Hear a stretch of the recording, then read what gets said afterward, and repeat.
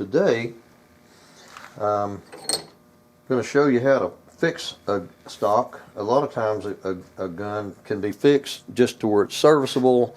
Doesn't have to necessarily be pristine. These guns, you know, a lot of times just an old gun that you drop it, or I had a guy went through a fence or a gate with a gun sitting in a gun rack on a four-wheeler, and it caught both sides of that gate and just snapped it right in half. It's actually one just like this. This is a Model 60 Marlin automatic, and when a gun breaks from that kind of a crack, it's usually right in here in the wrist. That's one of the weakest places. Guns crack a lot and break a lot right in that wrist.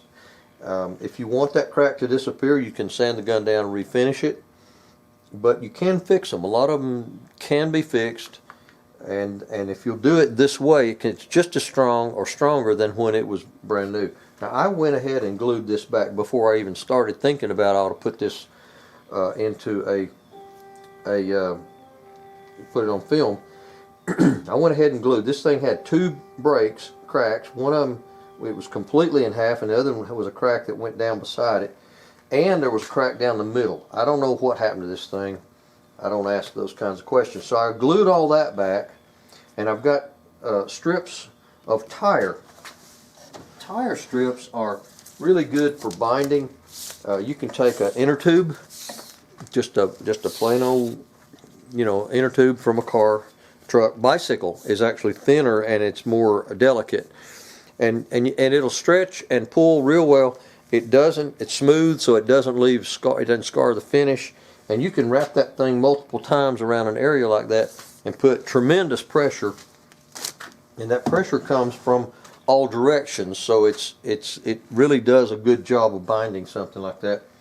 And then what I'm going to do is, while this is bound and glued and drying, I'm going to put a hole down inside of this stock that goes down this wrist, in the middle, left to right, and down the middle of the top to bottom, down into the middle of that. Now this is all covered up by the action of the gun eventually, so I can drill this hole right in here. You can see the angle of this bit going down into the angle of that pistol grip. The next thing is, I'm going to have to get a longer bit to get that down far enough where it needs to be. And I'm going to put a pin. I'm going to bed it in epoxy. And what I have is I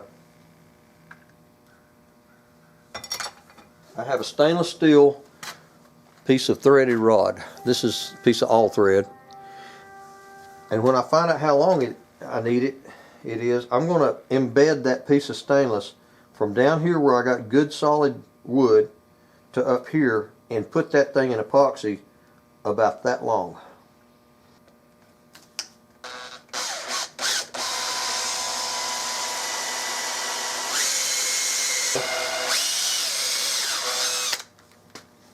So I'll cut me a piece of all thread that'll fit completely down in that hole, and I'll fill that full of epoxy, and then set that piece of all thread in there and let that dry, and that becomes super strong. Alright, I have ground this a little smaller diameter on this all thread, and I've marked it. I ground me a little narrow spot in it to mark it for my depth. Make sure that thing goes in completely past where that's milled out for the receiver. And it does. So I'm going to cut it off right there, and I ground it down thinner so it would slide into that 1/4 inch hole. Well, now I'm going to degrease this with some probably lacquer thinner, acetone, and a toothbrush, and clean all that out. So you don't want anything that'll keep that epoxy from bonding with those threads. Then I'll fill that hole. I don't know, I'll put maybe a teaspoon down in that hole. When I push that in there with a hydraulic force, it'll shove all that back out around these threads. I'll put epoxy on this and down in the hole as well.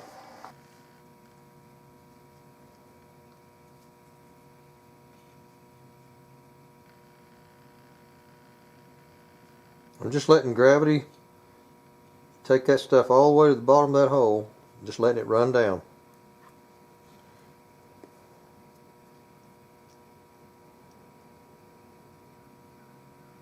Epoxy's pretty good about running.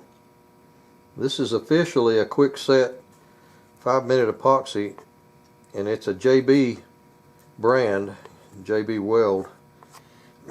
But this stuff takes a lot longer than most epoxies. Now I'm just putting it in the threads of this piece of all thread, just coating that.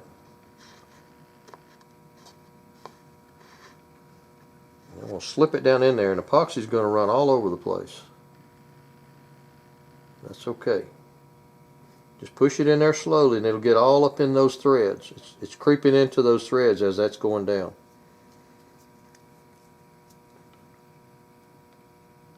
Once it's bottomed out, you're going to take this extra epoxy, and then once it's all completely set, you can trim it out.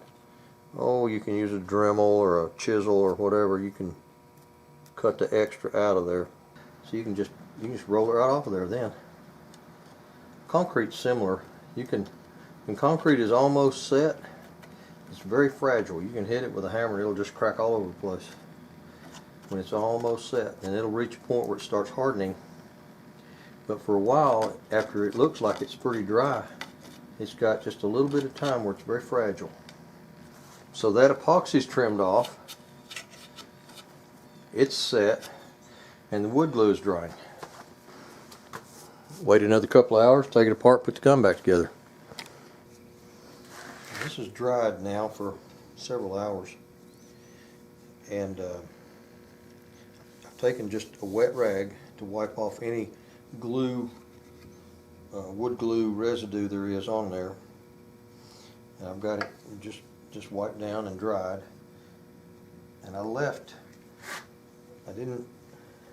got some little splinters where the splinters were, and they got lost when it broke. Little splinters fly off of these places, and so I'm putting some stain. I'm just going to stain it all over just to take care of other scratches as well. This is kind of an orangey stain. It's some old El Segundo stain I picked up somewhere. And I'm just going to stain it all over. There used to be a product called Old English Furniture Scratch Remover, and all it was stain at about 4 times the price, and people used to put it on their furniture and talk about how much the scratches went away. All it did was just fill scratches up with stain, make them the same color as a piece of furniture, and they thought it was wonderful. Anyway, this is kind of like doing the same thing. I'm just rubbing this orange looking stain. This is a maple stock, so it's kind of orangey to start with. When I get done with this, I'll give it a coat of wax, and whatever little cracks and chips are missing, it won't replace them, but it'll make them less obvious. And for a Marlin 60 that I'm not even charging the guy to fix it, this is about as good as you get.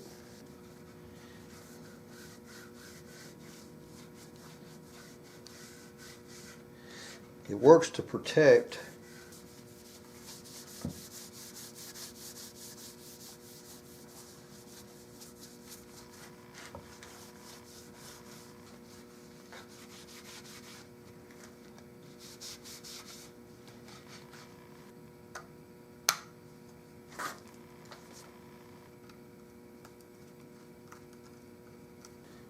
it needs some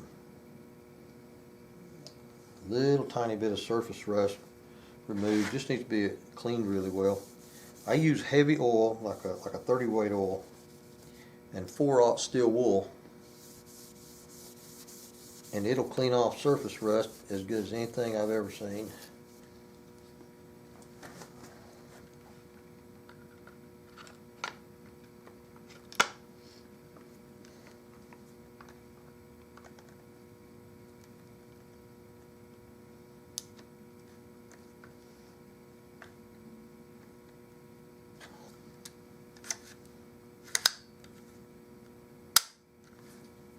I don't like dry fire and rim fires, but I do at least one pop to check it, make sure things line up. This trigger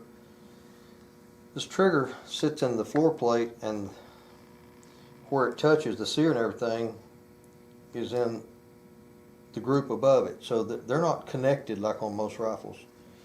This is part of it and this is part of it. They have to meet in the middle, and it's pretty important if you intend to fire it that they do meet.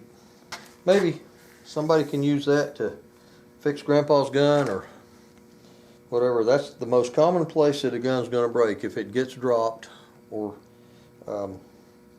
whatever they do to abuse it, it's going to break right there in the wrist. That's just the weakest part of a gun. Thanks.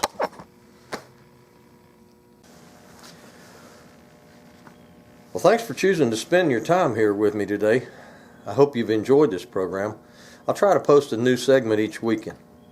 In addition, if you'd like to read about a stock that I made and then it took a 20-foot free fall, click on the link at the bottom of this page. It's called The Broken Gun. It's a story I wrote a few years ago about my two boys. Sometimes life's hard and things get broken. Now and then we get a chance to fix them. I'm so grateful for the opportunity I had to repair this broken stock. It led to a restoration that I never could have imagined. As always, if you like this video, please click the like button and share this with your friends. Have a great day.